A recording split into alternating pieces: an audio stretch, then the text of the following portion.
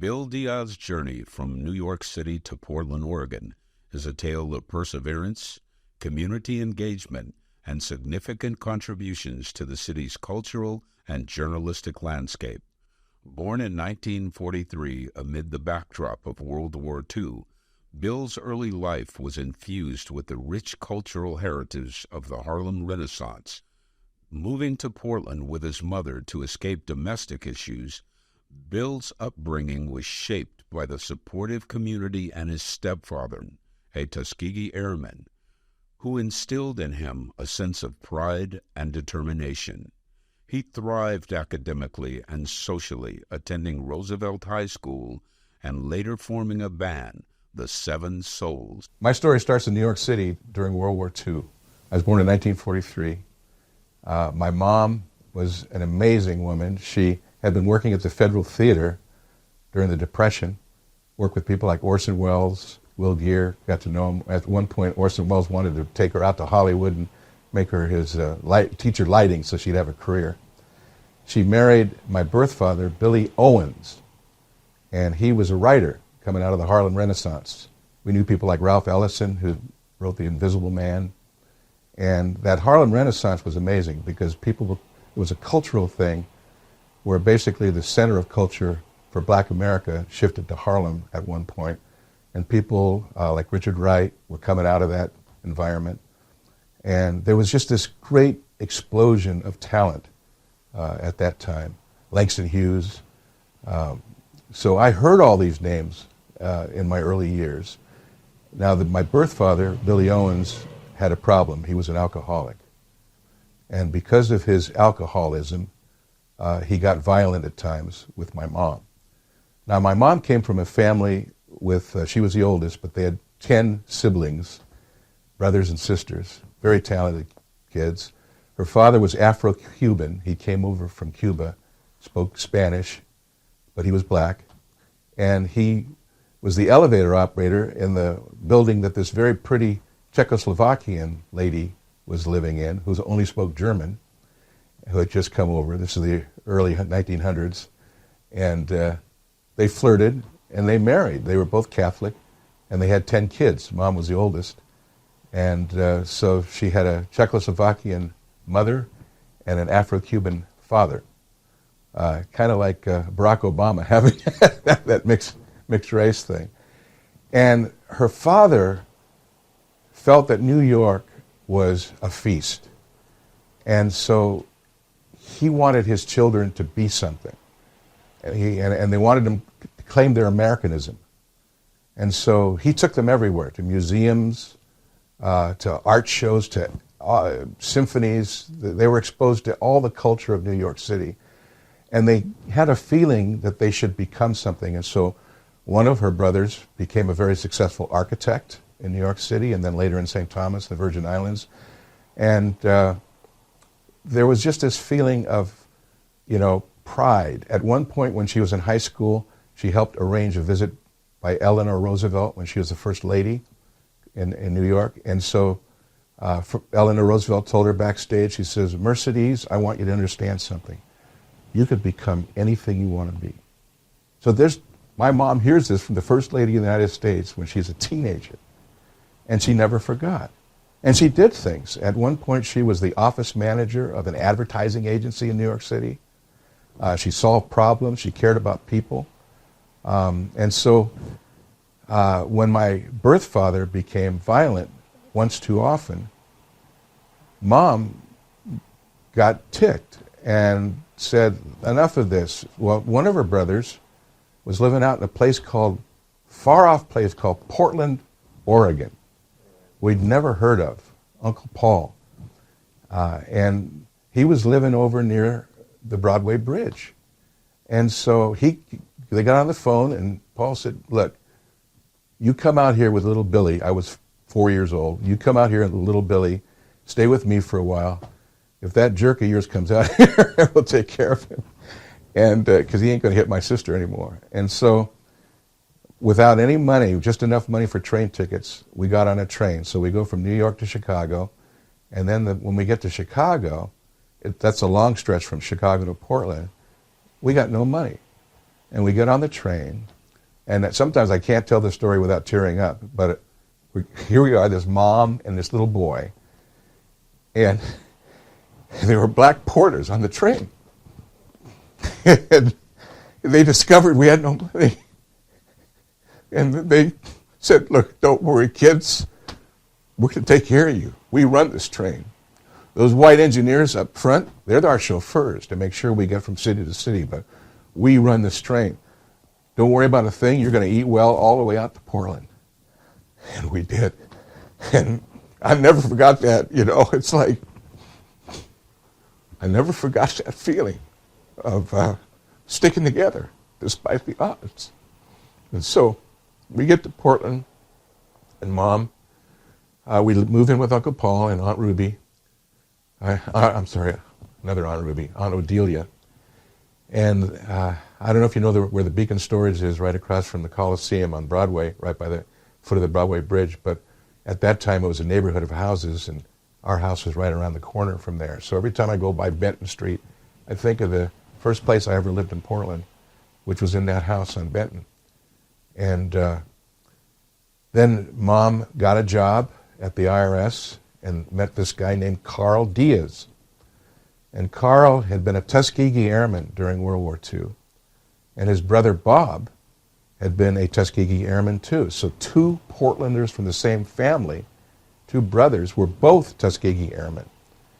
And Bob served 93 missions in Italy, shot down Luftwaffe planes, at one point got shot down himself, hiked out with the GIs, got with a group of GIs and made it out, and was exposed to the armed forces at a time when they were talking about not racially segregating the forces anymore, but breaking that, because they knew that the next wars that came had to be fought with everybody. You couldn't have a segregated force.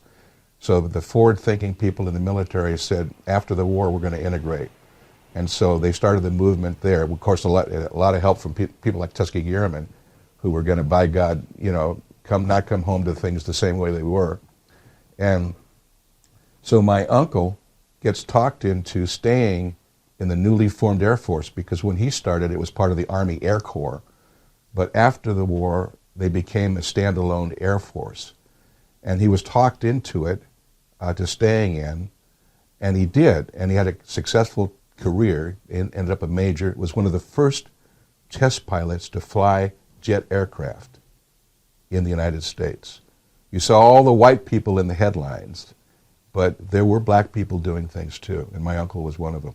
In fact, he was the model. There's a famous poster for Tuskegee Airmen selling war bonds during the war, and Uncle Bob was the poster child for that poster, which is now all over the place, in historical things. And you can find it online too. And so when Carl and my mom, mom divorced my birth father in New York, and Carl and Mom ended up eloping. And part of the deal was, will you adopt Billy? That's me. And so they adopted me. I mean, Carl adopted me, and so I became Bill Deiz instead of Billy Owens, and started a new life in Portland with people who were part of the fabric of Portland. His dad, I think of Chappie Grice, his dad, my dad's dad, William Deiz, by coincidence was his name, he was from Jamaica, and he worked for the railroad. And all during the Depression, he was a porter, and he had good income. And I think Chappie Grice mentioned this, but they were encouraged to buy their own homes. In other words, we're going to be part of the American dream. So they bought a house at Southeast 35th Place, just north of Division, and that's the house that my dad and his brother grew up in, and it's still there. And we used to go there for Sunday dinners, when I was growing up. And Uncle Bob would come over sometimes and talk about being a Tuskegee Airman. Dad ended up staying in the States and training people. Bob ended up fighting combat. And they both inspired me to the point where I have now, during the pandemic, taken the time to research about all the stuff that was going on in World War II, and all the segregated forces and all the garbage that was happening, and yet people were still shining, like my Uncle Bob and like the Tuskegee Airmen, who had a reputation for, the bombers wanted them because they stuck with him. There used to be a myth that they never lost a plane. Well, yeah, they lost a few planes, but they were so good at escorting planes and fighting off the Luftwaffe that the bomber pilots wanted the Tuskegee Airmen. They wanted those red tails, with them.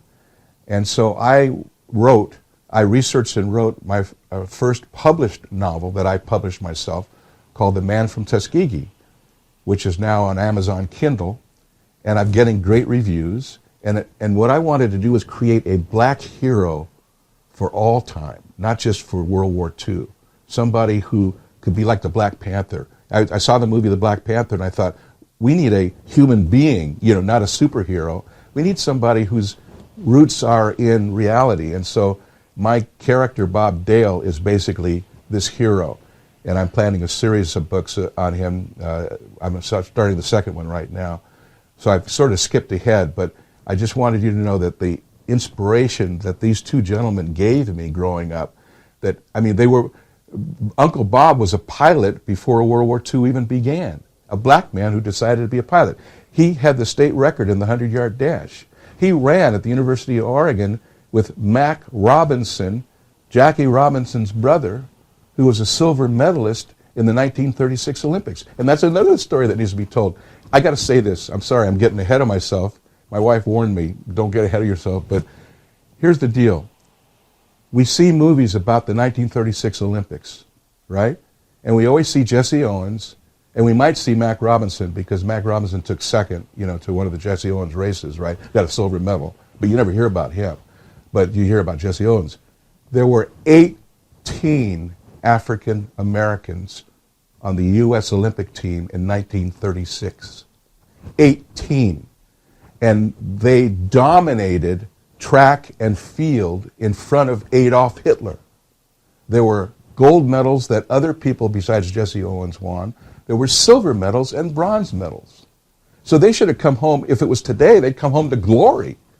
And in those days, it was all like, we don't want to give credit. We don't want to give credit, So these are the kinds of things that my dad and my uncle were fighting through, pridefully. And I'll tell you another thing about them. Because of Abraham Lincoln, a lot of black people in those days were Republicans. They didn't trust the Dixiecrats, Democrats in the South. So my dad and Uncle Bob, when my mom met them, were Republicans because of Abraham Lincoln.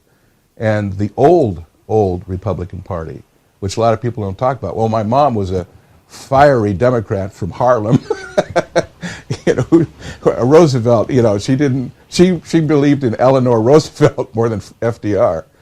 And so anyway, it was quite an experience growing up in a household like this, where people expected you to be yourself, totally yourself. I first got to Portland at 4. I needed to go to nursery school. There wasn't any grade school yet. And there was a Catholic-run nursery called Blessed Martin on Williams, right near Dawson Park. And white sisters were there, but they weren't the knuckle rappers you see in the movies about the nuns. No, they loved us kids, and it was integrated. That was the thing. It was racially integrated. And in fact, Uncle Paul's house over by the Broadway Bridge was also racially integrated. This was, albino was happening, but there was these fringe elements where people were racially integrated. And so I went to Blessed Martin Nursery School at the age of 5. And Mom got a job. And Uncle Paul had a job. So they couldn't take me to nursery school. So they taught me how to ride the bus at 5. And that's unbelievable, but that's what was happening back in the late 40s, early 50s. So I would ride the bus there, and I'd get off at the corner and walk across the street, look both ways and all this. But I was a big Roy Rogers cowboy fan in those days, and I wore cowboy scarves and stuff. And so one time I was walking across the street and my neckerchief fell off. And I didn't realize it until I got to the other side. And I looked back and there it was in the street. And I don't remember this, but they tell me I went back for it and bam, I was hit really hard by a car. And I had skull fractures and broken collarbone and broke it upside. But of course it was only 2 blocks from Manual Hospital. So I wake up in the ER, Manual Hospital, I'm there for a while. And something magical happens. While I'm there, after I get out of the ER, I share a room with a white girl who's having her tonsils out. And my mom and her mom hit it off. This is what's something magical. You know, you hear about all the negatives about Portland, but there's some really good Portland people here. I want people to understand this, especially black kids. There's some really good people of all races here. You just have to find them. And somehow these two clicked. Well, they lived in a place called Lake Oswego. And all of a sudden, we're being invited out to their house on weekends to Lake Grove, and they have an easement to the lake, and they have 2 daughters, and I'm learning how to swim in Lake Oswego, you know, and I'm having this wonderful time in Portland, you know, and I'm living in an integrated neighborhood, and I got friends, and I'm learning how to ride a bike for the first time, you know, and Mom's starting to meet Carl, and all that stuff's starting to happen. But Jane and Howard Venn were our friends in Lake Oswego for my whole growing up years. We were out there all the time. They came to our house. It wasn't this animosity. It wasn't this craziness. And so I had one incident in my time at Lake Oswego. I was so comfortable there that sometimes they'd leave me alone with an inner tube in the shallow part of the lake and go back to the house, and I'd come up later. And one time I was there all by myself and on an inner tube, and I'd never had any problems, you know. I'm a kid. I was, 6, 7 years old. And all of a sudden, this white man appears who I never saw before, and he gets all red-faced, and he starts screaming at me. It's like, what are you doing in our lake, boy? And I'm like, what? Where does this come from? Because I've had nothing but kindness from Jane and Howard and all their friends. I don't know who this guy is, so I say, well, I'm the guest of Jane and Howard Venn. They their house is right over there. He says, well, you don't belong here.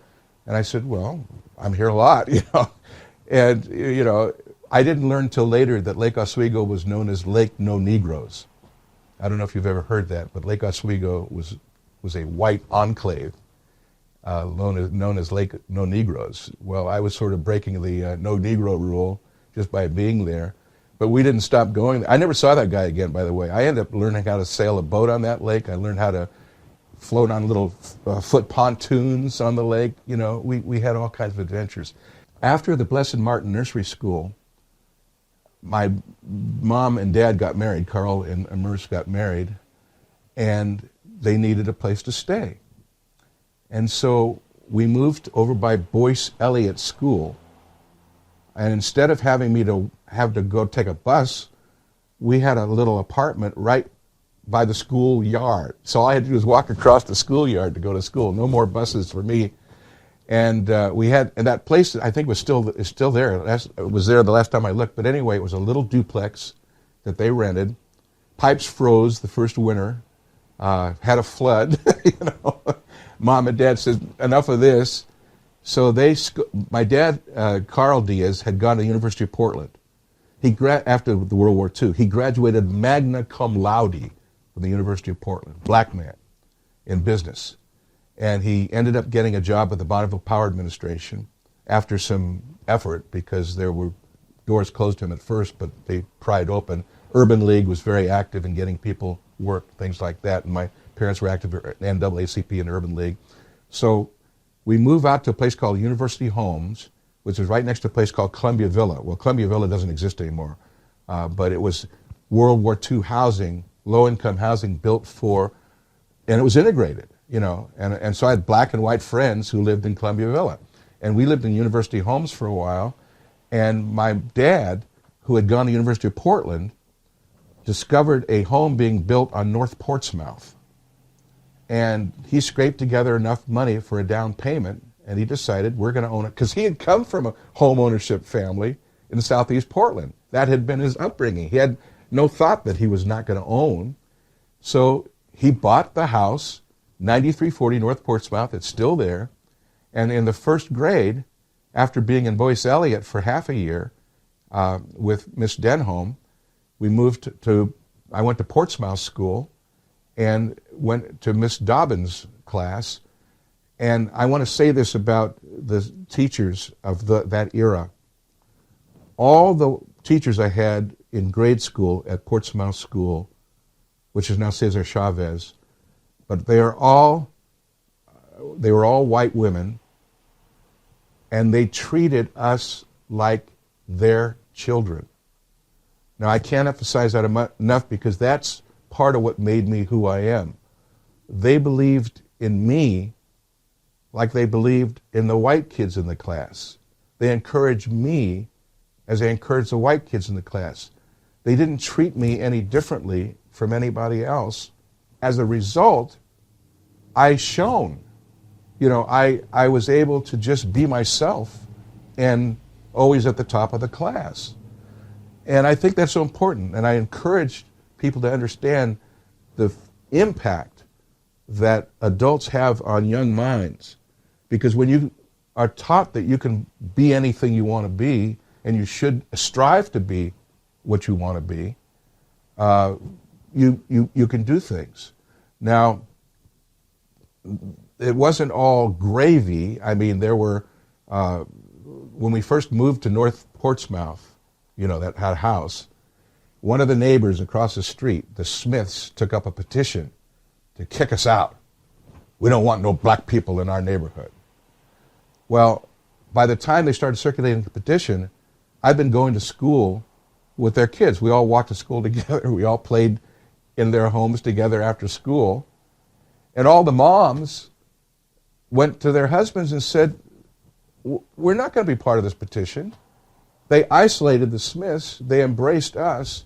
In fact, I'm still in touch with Bud and Dick Searle from first grade, who embraced us as human beings. Sorry, I'm emotional, but it's like the fight to be human, to be accepted just for who you are. It's Martin Luther King, not the color of your skin, the content of your character. I grew up. I guess I'm so emotional because I've seen things go the other way. And I've lived my life trying to fight for things to go the right way. Now, I think the reason I get so emotional is because I've seen progress. I've seen human beings treat other human beings as human beings. And of all the things I believe in my life, that's what I believe. I love Barack Obama and Michelle because Barack said, I'm going to be president. I don't care if you're ready for me or not. I'm going to be president. I'm going to help take this country forward. And this is what I believe. I don't believe in anything really but humanity. That we are all God's children on this earth. And that we have a duty as God's children to do what we can to make for a better world. It's as simple as that. And I had blood brothers growing up who were white. We swore a blood brother pact. I had a kid who kicked my butt in grade school and then became my protector for the rest of his life. A white kid. It was like he wasn't going to let anything happen to me. He was my brother, especially once he kicked my butt. and I knew that he could kick. And he became one of the most fearsome fighters in North Portland, Billy Hutchinson. And he's passed on. He was killed in an airplane crash. But Billy, I influenced him. I was kind of like his older brother, and he influenced me because he was never going to let anything happen to me. And I had torment in middle school with white bullies. One of them who followed me home kicked my butt on my front porch. And the babysitter, Margie Norman, Billy Ray Norman's wife, said, "How could you let that happen to you?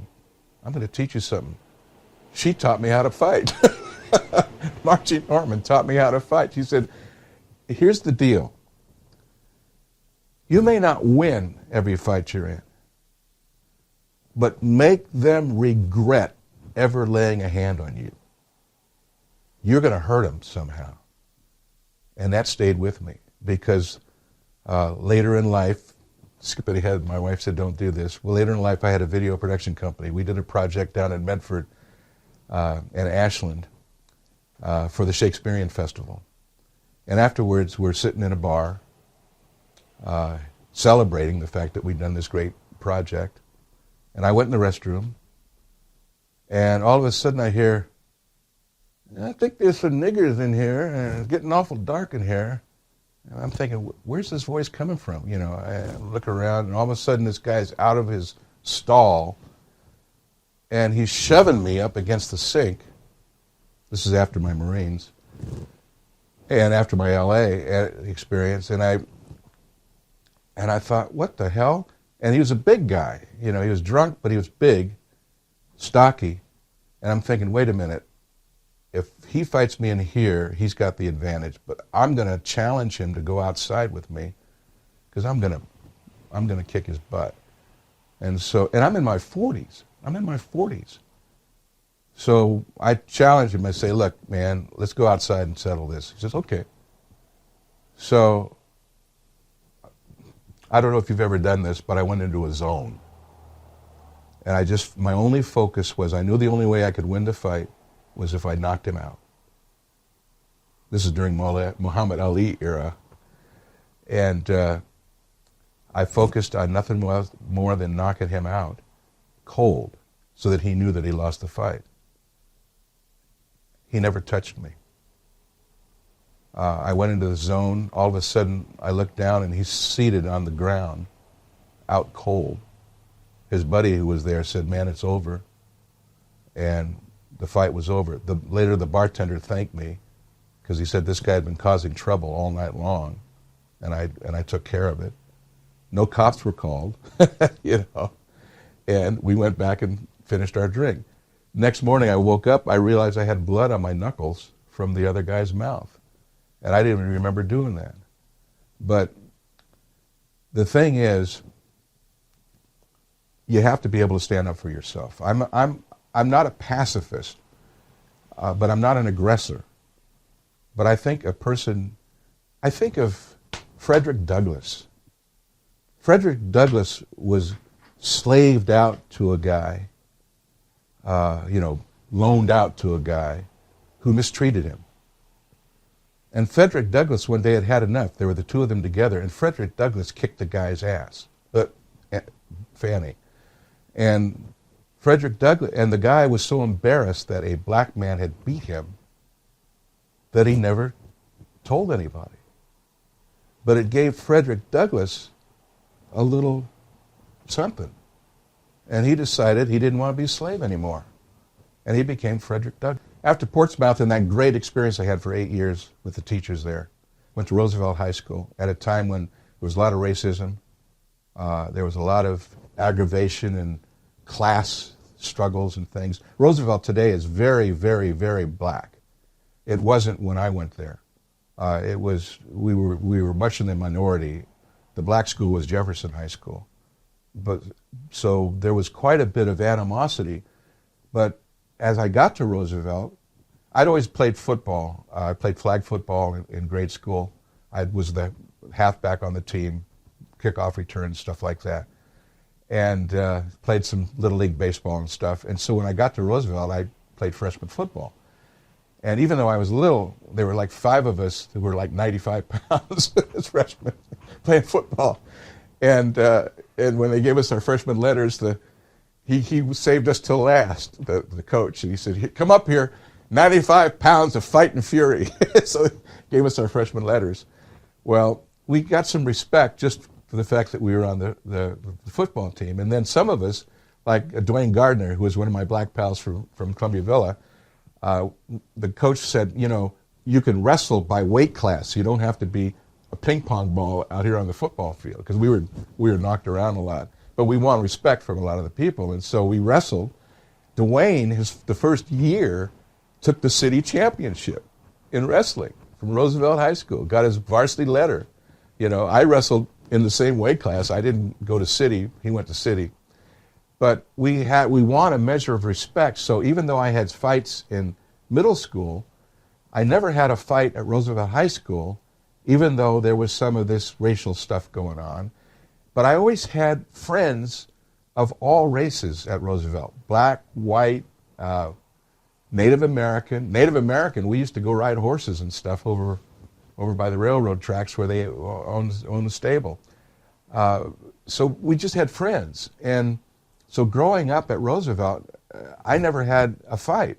And I played 3 years of football, and I wrestled for 4 years, got my varsity letter in wrestling. So I was always sort of there. And then my sophomore year, something miraculous happened. One of the toughest guys in school, Marv Rankin, white dude, I mean, nobody beat Marv, nobody, got in trouble. And so as penalty, they assigned him to choir. Well, I was in choir all through grade school, all through high school, all through church, always in choir, always musical. And so for some reason, they sat him right next to me. And I loved music. It was contagious. And so we hit it off. Here's the toughest guy at the school and me. He's a senior. I'm a sophomore. He's in trouble. So the word goes out, Marv Rankin is Deiz's friend. Don't mess with Deiz, you mess with Marv. I had never gotten one freaking fight in high school. So Roosevelt was good to me. My senior year, I'm in honors English, because there's a bunch of us that they know are going to go to college, So I'm in honors English, I'm in honors social studies, I'm, all this stuff my senior year. And the English teacher says, look, they're going to do the fall play. Bill, you're not playing football this fall, right? I said, yeah. He says, look, anybody from my class who tries out for the fall play, even if you get a tiny, small part, I'll give you extra credit, to help your grade. So a bunch of us went down there, right? True story. Here I am, senior year, 1960, Roosevelt High School, right? The drama teacher, Mr. Lewis, looks at me kind of funny,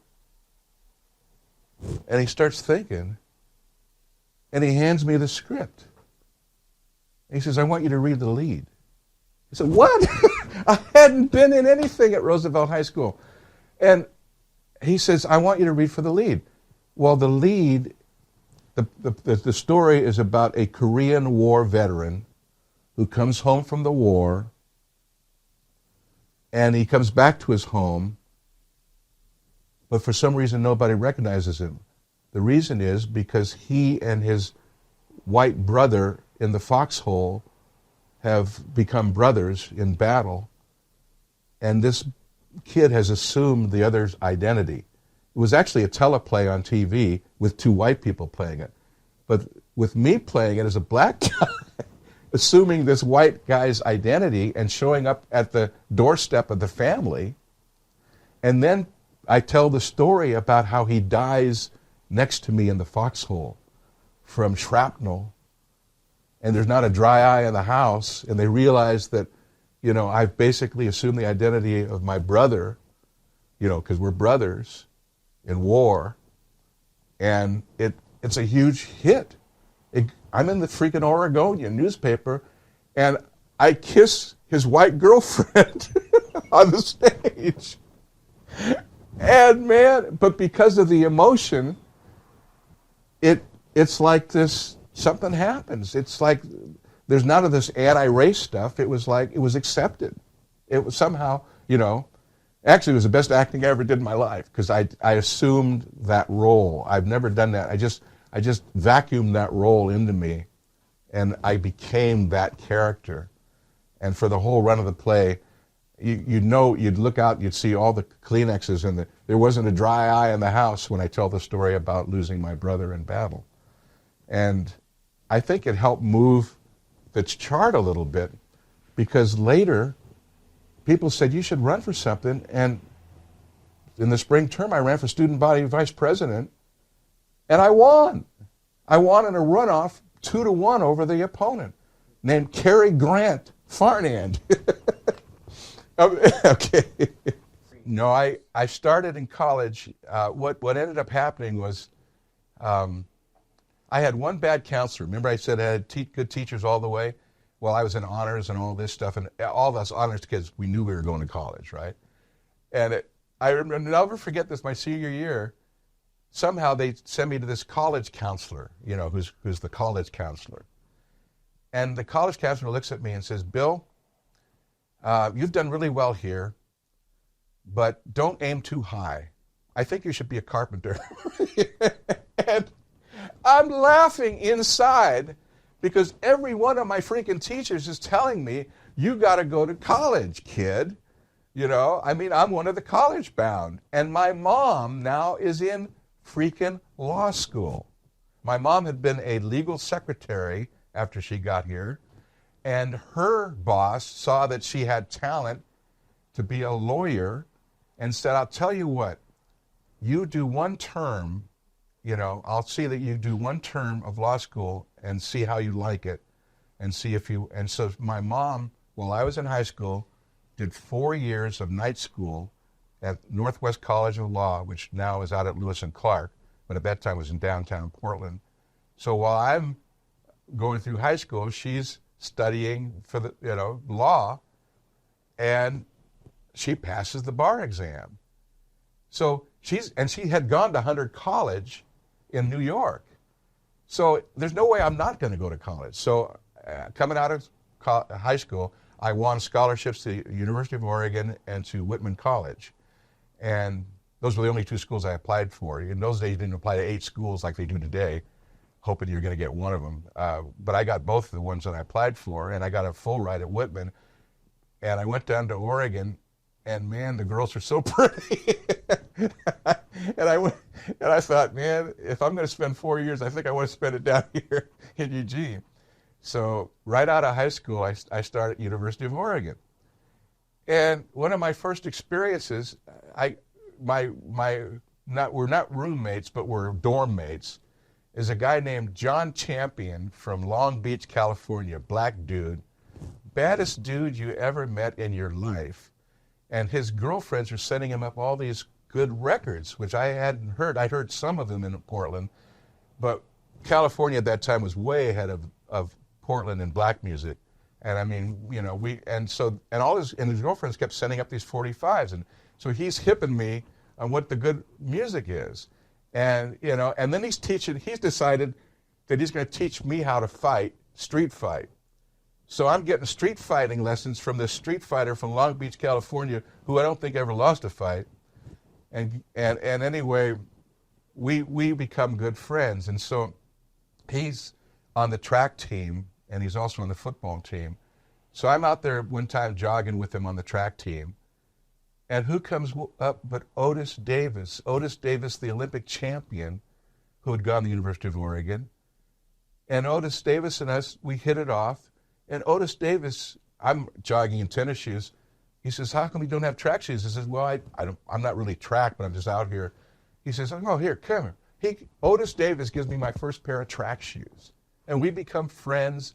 A bunch of us go to an indoor track meet in Portland, Oregon, ride up in the car, about 4 of us. And I'm sitting next to Otis Davis, and all of a sudden the announcer says, and we have honor to have the Olympic champion Otis Davis here with us tonight. And he stands up right next to me, and everybody cheers, and we were thinking, man, this is great, And then it turns out that Bill Bowerman is the coach who'd also coached my uncle, Uncle Bob. And so, and they kept teasing me, Deiz, are you going to go out for track? I said, no, I'm just out here, So I had 2 really good years at the University of Oregon, and they were so good that I was flunking out. I was a C minus. So after 2 years and playing in some rock bands at the University of Oregon and some folk singing, I go to Portland State. And that's where the legend of the Seven Souls begins. And that's before my Marines. So can I tell you that story? Because here's what happens. I go to Portland State, I get in the choir, and I'm sitting next to two black guys, Henry Moore and Ivory Hudson. And we hit it off, the three of us. We're just like three peas in a pod. We're lunching together and all this stuff. And they're continuing my education that John Champion started down in Oregon about black music. Because I hadn't grown up with a whole lot of black music in North Portland, but I had some. So they're hipping me. So we would get listening rooms in the noon hour, and they'd bring their 45s, and they were making up dances to the songs. Like Major Lance and Ike and Tina Turner, and the Isley Brothers and all this. And so we're all laughing and joking and stuff, and white girls are coming in and everything. Everybody's getting hip, And we start thinking, wait a minute, we've all of us played in bands, We ought to start a band at some point. Maybe we should do something. So from this music room. So we're all in choir. And all of a sudden, one day, and I bump into Ray Tuscan, who's a white guitar player I knew from the University of Oregon. And we were both at Portland State to get our grades up so that we could go back to the University of Oregon. So I say, Ray, we should jam sometime. And Ray says, sure. I'm with another band at this point called the Roadrunners. I mentioned a guy named Billy Hutchison earlier who was one of my protectors. Well, he was in the Roadrunners. He said, Bill, if you can learn the guitar solo to Louie Louie, you can get in this band. It was a white band, kind of like Hootie and the Blowfish. And so I get in the band, and I'm the lead singer, lead guitar player. Things are cool. We're playing all over Oregon. We're playing Coos Bay. We're playing, we're chasing the same thing, the Kingsmen and Paul Revere and the Raiders and all that stuff. And so one day they get a gig in Portland because they were based in St. Helens, and all the equipment's in my parents' basement. Drums, amps, everything, and because we're going to rehearse there and then we're going to play the gig in Portland. So I got all this gear. So I go to my friends in Portland, Portland State, said, Ray, Henry, Ivory, let's have a jam session. So Henry says, yeah, I know a keyboard player.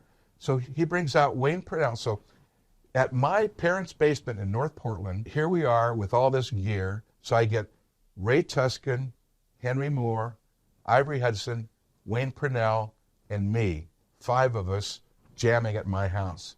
It goes so well that we sound better than the band I'm already playing with. And I say, we got to keep this going because we still have the gear. But Henry says, we need a drummer. So the next day at Portland State, I'm putting up a sign, we need a drummer for a jam session. And a buddy of mine from Boy Scouts, Ron Edge, walks by, white guy, looks a little bit like Ringo Starr.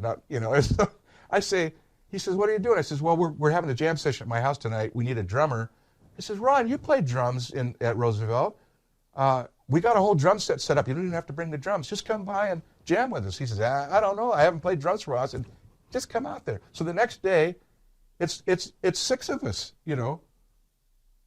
This is the core of the group that becomes the Seven Souls. What happens is we start jamming, and we say we should continue this. Wayne Purnell's parents say, why don't you come to my house, our basement, because you can have a regular spot there.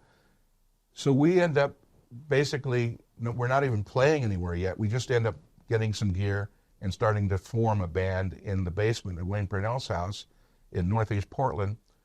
And, there's the 6 of us. So then we're in choir, and the choir director says, hey, we're going to have a big spring show this spring, and we're going to do things a little bit different.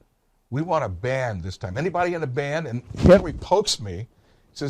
I said, yeah, we got a band. We didn't even have a band yet. And so we'll play in the spring show. So we start really pounding on some black. We decide we don't want to be a rock band. We want to be a soul band. It didn't matter that we had whites and blacks. All the whites loved the soul music as much as the black people did. So Ray Tuscan and Ron Edge are white, and the rest of us are black. And Ivory turns out to be this incredible lead singer.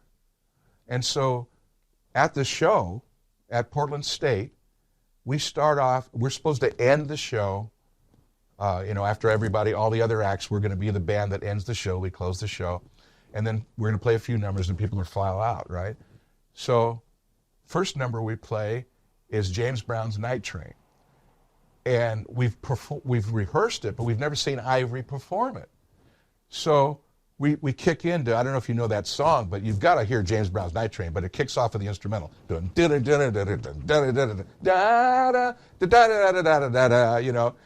Well, Ivory comes out dancing from the side with shades and doing the James Brown steps. He's a teenager, and he's going crazy. And he starts on Atlanta, Georgia, Raleigh, North Carolina, and the crowd has never seen anything like it because this is a white audience at Portland State, and black music hasn't crossed over yet. But we're the wave, we're the cutting edge. And the girls in the audience are beetling us. They're screaming. The teenage girls are screaming. Their parents are looking at them like, what's wrong with you? And this is a white audience, with a few black people sprinkle in. And so we go right into Please, Please, Please. Now, you know James Brown. Everybody knows. You got to know James Brown. So, please, please, please, baby, please don't go, And Ivory gets on his knees, and Henry takes a towel and fans him just like James Brown. And we're teenagers, and he leads them off the stage, and then Ivory comes back on, and he gets on his knees, the girls are screaming, please, and he's singing to the girls in the audience, don't go, and they're going nuts. And then we do Marvin Gaye's Hitchhike, and that goes crazy. And then we were supposed to close with this instrumental number called Honky Tonk. And so we're playing Honky Tonk, and the announcer says, aren't they great, the band? And it was called, we didn't even have a name. They called it the Bill Diaz Band at Portland. That was who we were that night at Portland State. And so, the announcer says, okay, you all can file out now and, thank everybody for coming. And they get up and rush the stage. They don't file out. They rush the stage, and the girls are screaming at us, keep playing, don't stop, keep playing. And we only know 4 numbers. So we start playing one of the numbers again, and people scream, what's the name of your band? They forget in the program, and we don't really have a name, but we know we have something. Something magical has happened that night at Portland State. And we look at each other, and we run outside, and we do one of those things where you put your hands in the center and say, yeah, we got to keep this thing going. We got to keep this thing going. And so we do. And that fall, Ray and I are back at the University of Oregon. Turns out Ray, our lead guitar player, we've now voted him band leader, this white guy doing soul music, who's so soulful on the guitar, he sounds like somebody out of Booker T and the MGs, it's like, and so, but he's a member of Beta Theta Pi, one of the biggest fraternities on campus. So before Animal House, and all that stuff, the movie was done at the University of Oregon, all before that, we're playing all the fraternity gigs as this integrated soul band at the University of Oregon. At that time, we were called Ivory Hudson and the Harlequins. Ivory Hudson, our lead singer, we were the Harlequins. And at one of the rehearsals, this trombone player that we all knew, Tony Lytle, steps up, and Ray says, it would sound good if we had 2 horn harmonies, trombone sax harmonies in some of these songs. So we bring Tony into the band at University of Oregon. Now there's 7 of us, all right? So we become like the hit. We play the Interfraternity Council dance at the University of Oregon. If you see the picture that was in that thing at the Oregon Historical Society that shows Ivory Hudson and the Harlequins and the 7 Souls, you'll see the picture of us as we were the day we performed at Mac Court for a full house, and now we're thinking we got to go somewhere, So now we're thinking about a move to L.A. And so at the end of 65, at the school year end of 65, we've decided that we're going to move to Los Angeles and try our luck there. And just as we're about to leave, Ivory Hudson gets sick with tuberculosis, our lead singer. And Mary Lee Whitney, one of the women who'd been singing with us, she's only 16 years old. We say, Mary, can you step in his shoes? And she gets permission from her parents because her brother lives in L.A. to move to L.A. with her. She's going to live with her brother. And so we go down there and we play at the Californian Club. And if you've ever seen the movie Dolomite with Eddie Murphy, the Californian Club is in that movie. Well, we basically audition. Before we go to L.A., we audition at the Cotton Club in Portland. And Mary Lee Whitney sings Stand By Me by Benny King. And a guy in the audience during the audition comes up and stands by Mary Lee and cracks up. And Paul Knowles Sr. cracks up. And he and Geneva get on the phone and said, you guys got to come down to the Cotton Club because this Portland band is cooking. And that was our first exposure at the Cotton Club. So then we had a standing booking. Anytime we were around, we had the Cotton Club. So we're getting ready to go to L.A. So we play the Cotton Club. The first place we audition in L.A. is the Club Californian in the Crenshaw district, the black district, the black club. And Fat Maxie, this white guy, is the manager. We call him Fat Maxie. And so we start with Stand By Me, just like we did the Cotton Club. And this guy in the audience in L.A. comes and stands by Mary Lee. And everybody in the audience cracks up. And the guy said, look, I already got another band, but I'm going to hire you. So our first audition in L.A. out of Portland, we got hired by the Club Californian. And the other band is Johnny Martinez and his Latin band, and they're really good, but they're not a soul band, and soul music is starting to happen. This is the summer of '65. So we're there, playing. Well, before we get there, I told you Ivory Hudson got sick. Ray Tuscan, our lead guitar player, our great band leader, his fiancée tells him, his fiancée tells him, the band or me. So he ends up quitting. And this California kid had been coming up to watch our shows. We played the Salem Armory, we played all over the place, who loved our soul music. Bob Welch, we taught him a couple of numbers, and we brought him into the band. So we hit L.A. not knowing that Bob Welch is one of the most connected people in the world. His dad had been a movie producer, had produced Bing Crosby and Bob Hope movies during the 40s, so he still had connections.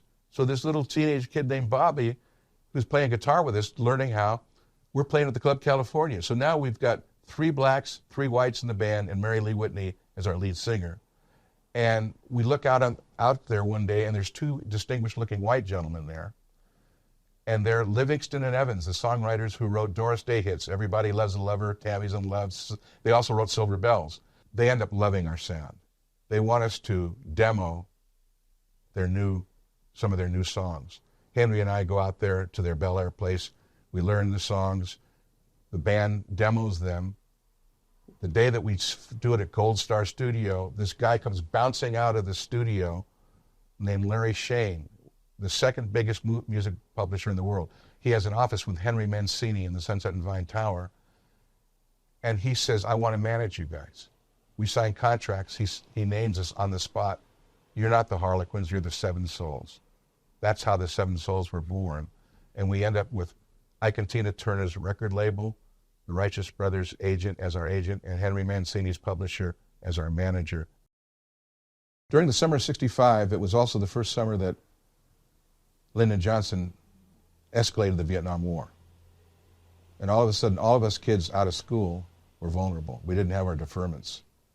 So Ron Edge and I get drafted. And during the summer that we're drafted, we get an option. If you can get into a reserve unit before you have to report to the Army, you don't have to go to the Army. Because everybody at that time was going to Vietnam. Only reserve unit that was open was the United States Marine Corps Infantry Battalion, 23rd Marines in Santa Monica. I ended up joining, and I ended up having to leave the band and do my Marine Corps duty. And as I got out of that training, my place in the band was gone. The band has escalated. They're now touring Europe. They're doing all kinds of stuff, the Seven Souls. So I go back to Portland State, and I decide to finish. Carmen Walker, who is a friend of ours, convinces me to go back and finish my degree. Well, as I'm finishing my degree, we get word that the news business is finally opening up to black people. This is in 1968. And so coming out, because I finished school early, I graduated in June, but I actually finished all my requirements winter term that year because I've been doing, all the other schooling I had. So I get the word that they're going to look for a black person to break the color line in Portland media. And so I go to Channel 6 and Channel 8.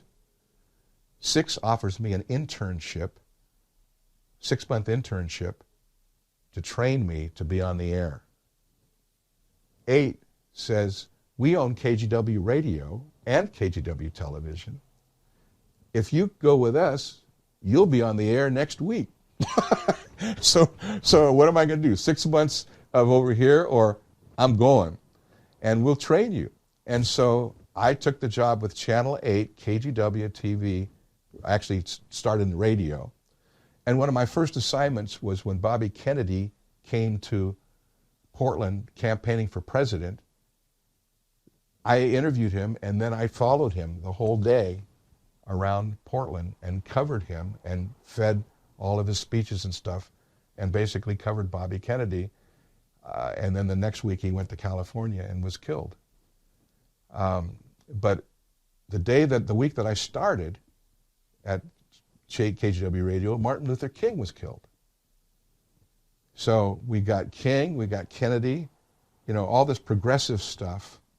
And here I am, fresh out of college, and, the Black Power movement is getting strong. There's demonstrations, there's all kinds of stuff going on. But here I am, now I'm a radio news guy.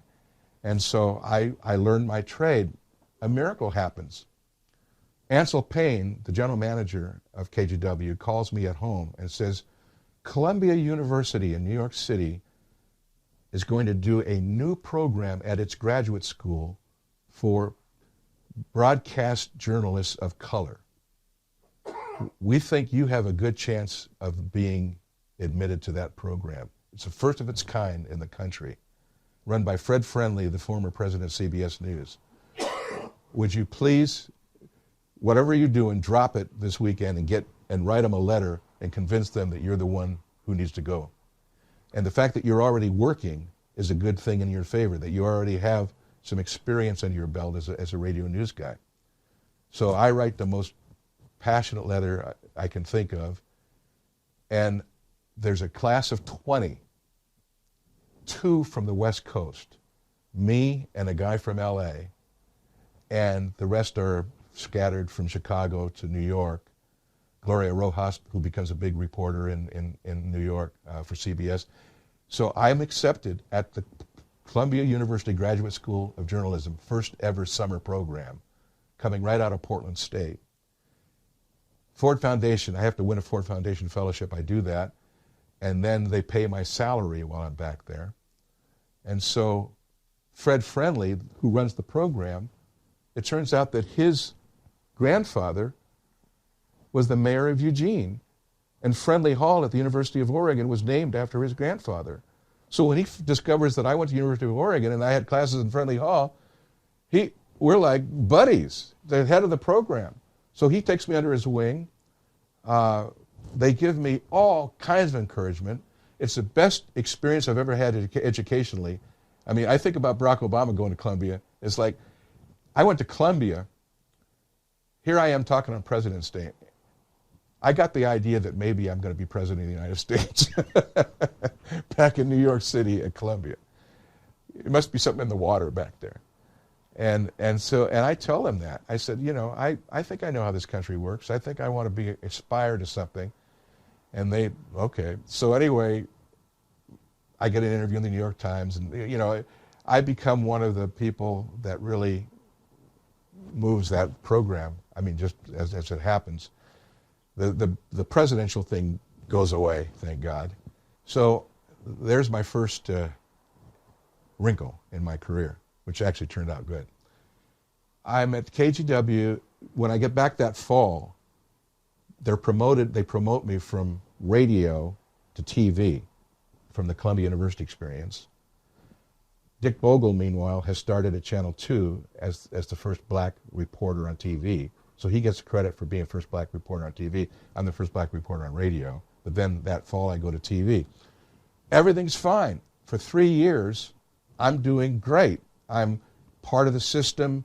I've gone through all the trials. I'm covering all the stories. They're treating me, they said, we're not going to treat you as our black reporter. We're going to treat you as our reporter, and you're going to cover every story, black and white, of everything that's happening.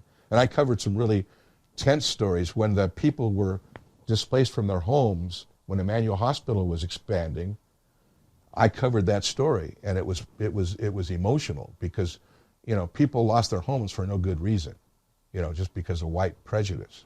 And I said it, and I covered some police beatings of kids in the neighborhood. And so it was the truth, but it wasn't what the white people all wanted to hear. I was going to tell what I saw and what I knew, but they got a new news director out of the South, Ed Godfrey. And I could tell from the day that he got there that he hated my guts after 3 years on the air. In fact, I did my first live report on Rosemary Scott on her noon show because she encouraged me. Everyone has encouraged me, and then this guy named Ed Godfrey shows up. They're starting to have some money issues at KGW. I don't know this, right? And the rumor, they're starting to think they're going to have to do some layoffs. Dennis Buchanan, and I'm going to say this this is the truth. I don't care if they come after me or what. Dennis Buchanan is the assignment editor. He ends up later on as a county commissioner, but at that time he's the assignment editor. And I'm there 3 years, and I'm a pro. And he starts, I always got my stories done early. I always beat my deadlines. That was part of my deal. I got my stuff done early. And so I'd get the story done, and Dennis knew that I got my stories done early. And he started calling me over to the desk, and he says, hey, Bill, are you done? I said, yeah. He says, well, why don't you go home? I said, really? He said, well, you did your story, right? Why don't you go home? Okay, you're the assignment editor. You tell me to go home, I'll go home. Well, this happened several times, and then they announced the layoff list, and my name's on it after 3 years of good service at KGW TV. And I'm thinking, why am I have seniority over some of the other white reporters now. I've been there 3 years. It's usually a seniority thing with layoffs. I said, well, why am I on the list? And they say, well, you got a bad rep for going home early. True story. True prejudicial story. So they laid me off from KGW television after 3 good years, after Columbia University. Now, the Portland Observer immediately picks me up. I do start writing columns for them, for just pin money. But what ends up happening, my reputation is so good, the Oregonian offers me a job as a reporter. And so I become a reporter for a while for the Oregonian, right out of the KGW fiasco. And I'm doing good work. I'm starting obituaries and work my way up, get my own byline finally. And in the middle of that, Associated Press used to share an office with the Oregonian at the Oregonian building, the Associated Press AP. And they were sending a guy down to cover the legislature, and they needed a broadcast editor, somebody who understood broadcast news, to translate everything that was being written into broadcast language. So as I'm working at the Oregonian, the AP guy goes to my boss and says, can we borrow Bill for a while at the AP? And he'll be our broadcast editor while the guy goes down to cover Salem. And so the Oregonian loans me to AP, and I become an AP editor. And I crank out all the copy for all the splits that go out, including other stories that I develop. And I do such a good job for AP that they want to hire me permanently. And then I'm at AP, and this guy who's a legend, John Salisbury, comes walking across the newsroom, and I see he's walking my way. He's at KXL Radio. And he looks at me, and he says, Bill, I heard you on the air at KGW. You are talented. You belong back on the air. He says, why don't you come to work for us? So I wasn't even looking for anything. And John Salisbury says, and I'm thinking, after the experience I had with KGW, I don't know if I want to go back on the air. I'm doing really well with the Oregonian and AP. But he says, just come out to the place and look around, you know. And I go out to their place. This is before the KXL of today, which is so extreme right-wing.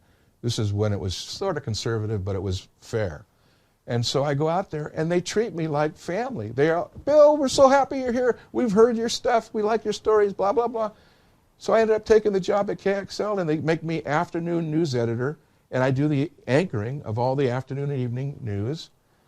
And then during that time, because I'm working evenings, I thought, hey, I ought to do something with my days. So I ended up going to law school for a year. So I go to law school for a year. Now my mom is a judge because while I'm at KGW, she gets appointed from, Tom McCall appoints her the first black woman judge in the history of the state of Oregon. So it's only natural that I go to law school, you know. So I have a year of law school, and I start getting the itch to try my hand in L.A. You know, I've been in the music thing in L.A., but I thought, you know, people are telling me that L.A. is going to open up and there's going to be opportunity there for black journalists who have some skills. So that's when I end up going to L.A., and I end up being hired by the CBS station there, Channel 2 News, and I end up covering some of the biggest stories of the 20th century.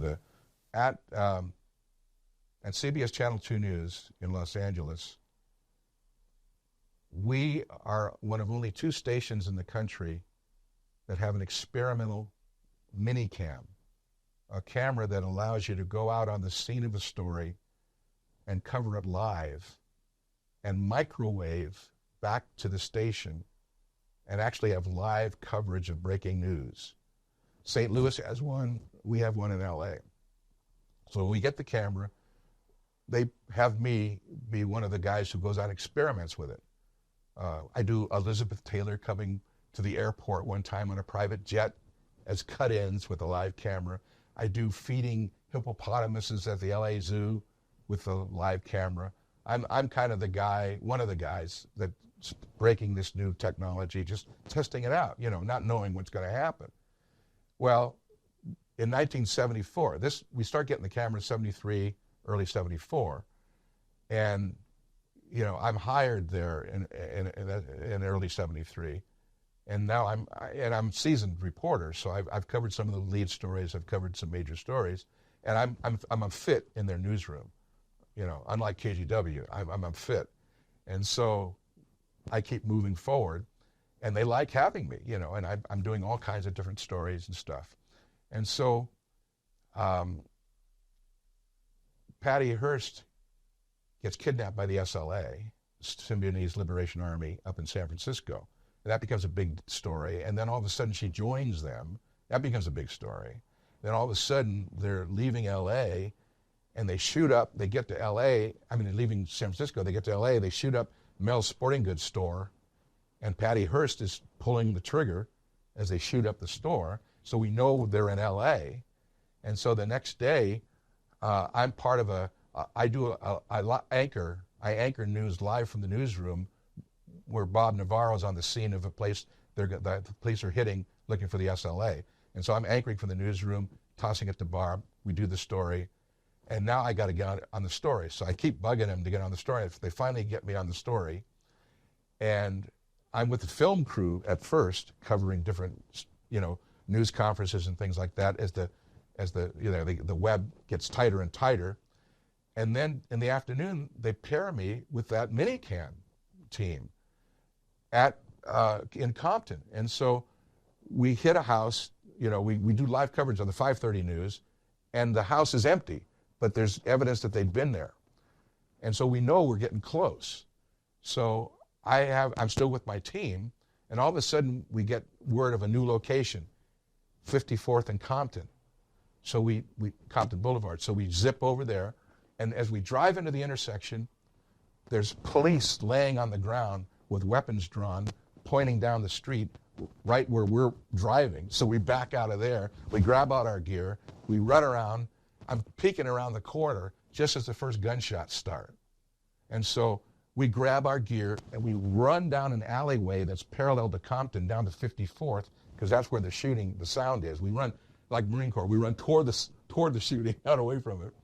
And we get as close as we can before the police push us back, and then we get a spot on Compton where we can see the back of the SLA house, down the block. And it turns out they seal off the area after we get there.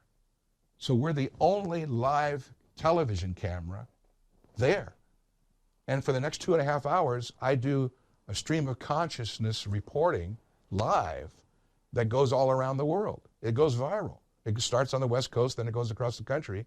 And then Bob Simmons joins me later, one of our reporters, and then we team it. But we basically hold down the fort and, get the story as best we can and get pictures that are spectacular. And so, and then pretty soon the house catches fire, and, we're worried that Patty Hearst might be inside. Turns out that she's not. They've left L.A., but 6 people from the Sudanese Liberation Army, including the leader, Sinku, die. And, it becomes like one of the biggest stories of the century. And so then Nixon resigns in August. That happens in May of 74. Nixon resigns in August. I do live coverage with our minicam of him coming back to California on the day he resigns the presidency, and get his speech, live, that goes out over the CBS network. So that kind of made me in LA as a reporter. If I hadn't grown up in Portland, I wouldn't be the person I am. I mean, that's the thing. I've had so much encouragement and so much, and it's, like I said, those black families that were part of our growing up, the Walkers, the Lintons, the Browns, the Legrones, we were all doers. I mean, we didn't have that. There wasn't a failure attitude. There wasn't a less than attitude. They all owned their homes. Those people I talked to, I wish I had more to say about them, but they all owned their own homes. And they made lives for their children.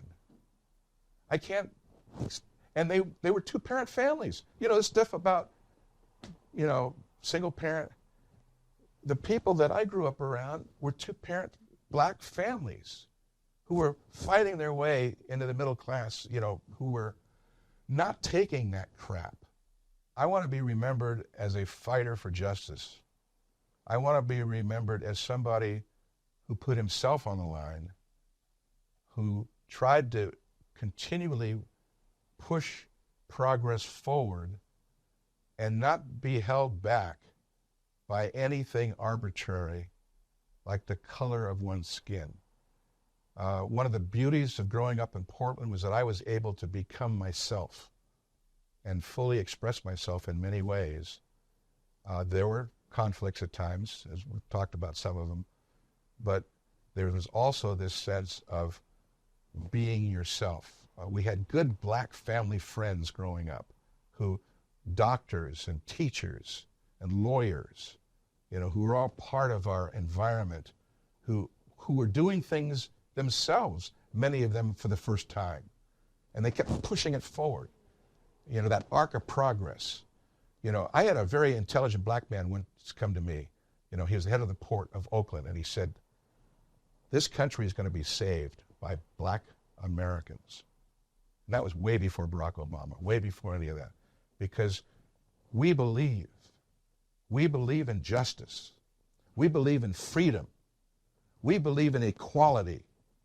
We believe that we are Americans, and we will never forget, and we will never stop fighting, and we will never stop pushing. Thanks for tuning in to Oregon Hidden Legacy. For more information about this podcast, go to OregonHiddenLegacy.org.